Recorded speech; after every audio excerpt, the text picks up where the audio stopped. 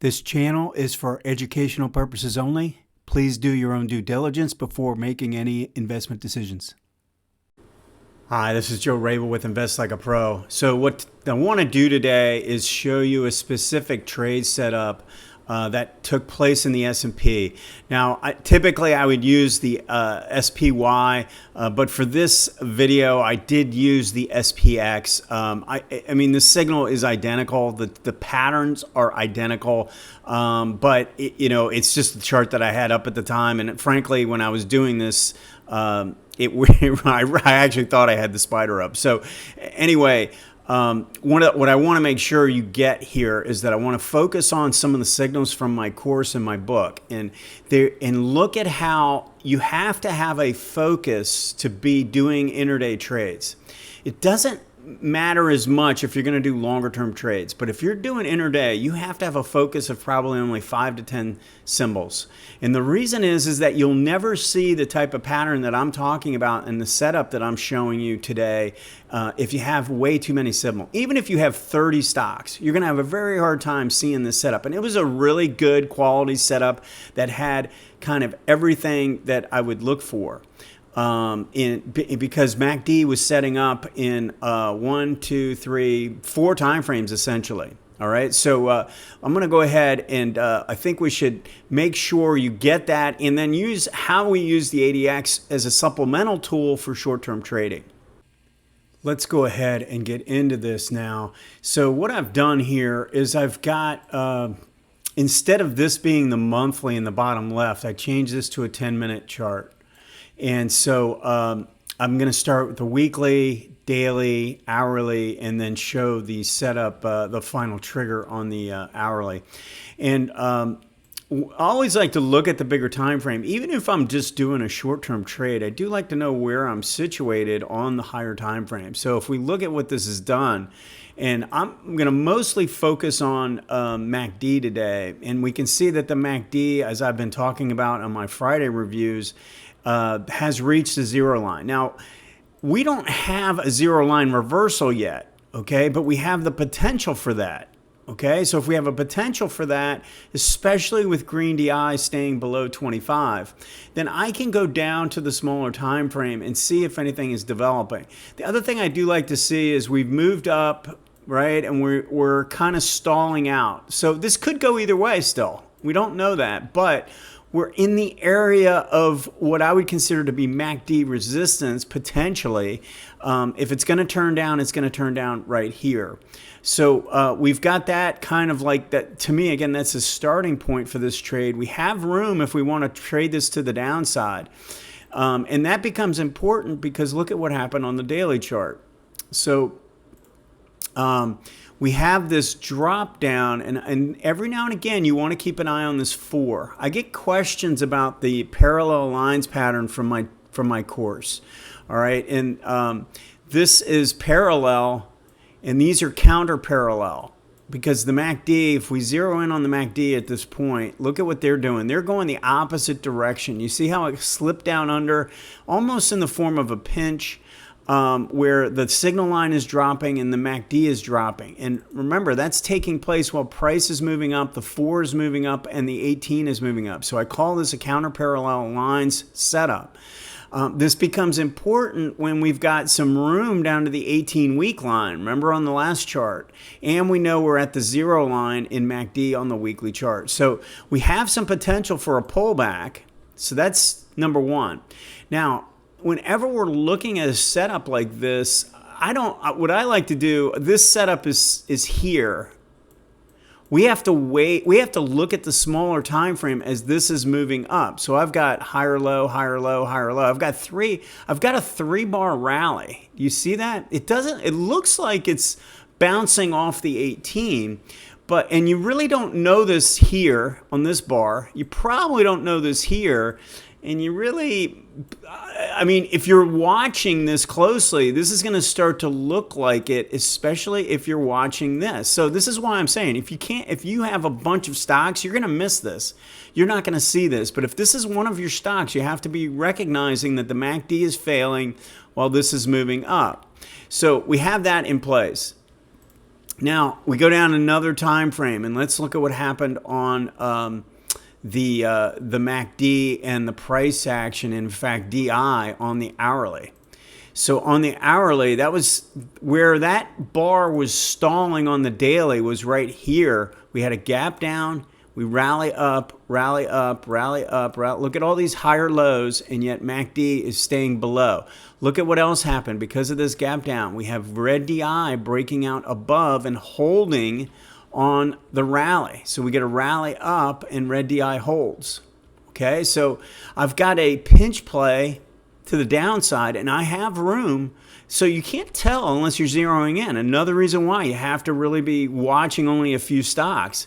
So now all of a sudden I'm looking at this and I see this little pinch develop, and I've got room to the zero line on the hourly chart, meaning I've got 3 to 4 hours probably to play with if I want to try and take this trade.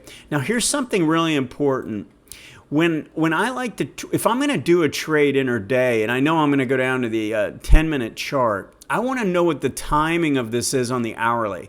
So if you notice what happened, this was actually around 1:30, 2:30, triggered right around the 2:30 mark. And what I like about that is that, number one, we've gotten through the midday doldrums with the lunch hour and all that. But more importantly, it gives me enough time to try and make some money. I mean, if I put on a trade at 3:30 and I'm trying to get in and out by the end of the day, I'm going to have a real hard time getting in or getting out, so or making any money. And so you kind of want to keep that in mind. Now, the other way you could do this is that you could play this with options, as I've said, and take whatever you're going to put in the stock for risk, whatever the risk is going to be in the trade, 1% of your account, let's say, put that in an option, and then that gives you the ability, if it closes poorly and you want to wait for the next day to get out, you have the ability to do that. I would not recommend taking a 10-minute trade and holding it overnight. All right, so we've got this rally. So look at what I'm going to review where we are right now. We're extended on the weekly chart. We're at the zero line. Okay, we have a what I would call a stealth counter parallel lines pattern, and that is what's going to happen with this signal. It's not, you really have to zero in. You have to be someone who is willing to take a really hard look at these and take your time with it and see if you can see these patterns developing. Then when we go to, it was actually this bar right here, that bar, the bar where we had a down move and then a rally back up, and then we get a trigger here. So what I want to point out is, and I might have had that wrong. Let me make sure I got the dates right. It's February 15th, 16th. Okay, so what happened was we actually gapped here, rallied up. It was this day where this trigger took place. All right, I want to make sure that was right. Now, so we have this pattern. You're starting to see it. Now, all of a sudden, it starts to come into fruition on the hourly chart. Now we go to the 10-minute. I'm going to zero in on this. And because we have a really important point to make. So this is the gap down. We have the rally up, and then we have a move up. Now, look at the MACD. And I want you to make sure you get this, because this is a 1-to-6 ratio. This is a 10-minute into an hourly.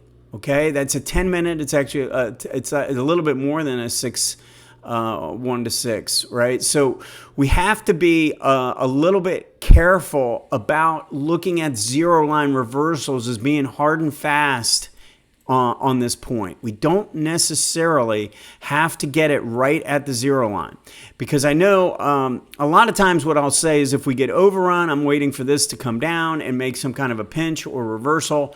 But if I have zero sign of strength in the buyers, and this is literally zero sign of strength, look at the move here.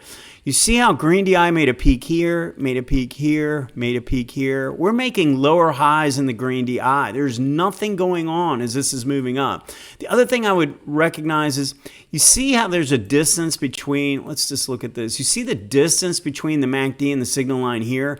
You see how it shrinks here? It's not expanding like that. So when I see that type of thing, I'm probably leaning towards drawing in maybe a trend line more like this, not necessarily one like that. I mean, you don't really have a good trend line here that way. I guess you could argue that this was in fact, this is a pretty good 1, 2, 3 when you think about it. We broke the trend line, came back and tested, and then coming back down through here. So you could have looked at it that way. But I got to tell you, I think in this instance, I would be watching the signal line reversal as this is coming back down through the moving averages as a signal. And the reason why is because it's a 1-to-6 ratio. I'd treat this more like a zero line reversal because there's no strength whatsoever in this rally. This is a pretty key point for intraday traders. All right, I want to make sure you know this, because if you do a 1-to-5 ratio and you get this kind of overrun, it's not, you want to wait for a signal. That's real strength. But in this case, this is going to happen a lot in the short-term time frames. So you have to be aware of that, especially when you're using a 1-to-6 ratio. So I hope this makes sense, and I hope you can get that we start with the bigger time frame. It gives us room. We don't really need that much room if we're doing an intraday trade, but it is nice to know where we're situated, and we do have some resistance. And then we get this parallel lines pattern. You got to get good at this. I think the two patterns I get most questions on are this pattern and the reverse divergence. You got to keep practicing it. Like I say in the course, you have to do your homework, okay? Go and do your homework. If you're going to really learn these and implement these on a regular basis, you have to be able to see them in real time as opposed to looking at them after the fact. The other thing is you have to be careful about watching too many stocks. Okay, I know for a fact for me, I can't do trades like that in the spider because I just don't have enough time to see those patterns developing in real time. I can't do it. I've got too much going on right now. So if you want to do that, you got to be watching, and then know how to work your way down to your trigger. This is the higher time frame. This is a confirming evidence of a signal, potential signal developing. This is the actual setup time frame because we got a rally to the 18. Okay, that's how you know. If you're always questioning what is this higher time frame, what's the lower time frame in a 2 time frame setup, the higher time frame will always be the one that's rallying to a declining 18. I mean, almost every time. Right? That is the setup time frame. The trigger time frame is going to be some form of opposing trend trigger most of the time, or it could be a Delphic sell signal, like a classic sell signal as well, or a trend line break, or what, all the different types of triggers that I talk about in the course. So know that this is the higher time frame, this is the lower time frame. These are just supporting evidence that are helping me make a decision to want to do this trade and narrow in on what I'm trying to find. All right, hopefully this makes sense. Go ahead and let me know if you have any questions. Thanks.